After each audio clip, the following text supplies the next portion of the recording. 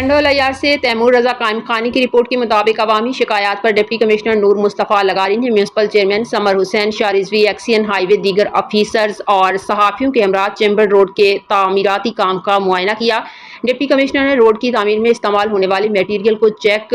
یا تاجروں اور شہریوں سے روڈ کی تعمیر کے حوالے سے بات چیت کی اور شہریوں کو ہونے والی پریشانیوں سے آگاہی حاصل کی، اور اس حوالے سے محکمہ ہائی وے کے ایکسین اور انجینئر نے ڈپٹی کمشنر کو بریفنگ دی۔ ڈپٹی کمشنر نے افسران کو شہریوں کی شکایات دور کرنے، روڈ منظور شدہ SNE کے مطابق بنانے، روڈ سے مٹی دھول کو فوری صاف کرنے اور مقررہ پیمائش کے مطابق اسفالٹ لگانے کی ہدایت کی۔ اس موقع پر ڈپٹی کمشنر نور مصطفیٰ لغاری نے میڈیا سے گفتگو کرتے ہوئے کہا کہ 2 سال سے اس سڑک کا کام ادھورا تھا، جس سے مکینوں کو شدید مشکلات کا سامنا تھا۔ شہریوں کی پریشانی دور کرنے کے لیے چیمبر روڈ پر تیزی سے کام جاری ہے اور وہ خود اس روڈ کی تعمیر پر نظر رکھے ہوئے ہیں۔ انہوں نے کہا کہ کام کے معیار پر کوئی کمپرومائز نہیں، کسی بھی قسم کی کوتاہی یا غیر معیاری کام کرنے والوں کے خلاف سخت کارروائی کی جائے گی۔ شہریوں نے ڈپٹی کمشنر کی جانب سے کیے گئے اقدامات پر اطمینان کا اظہار کیا۔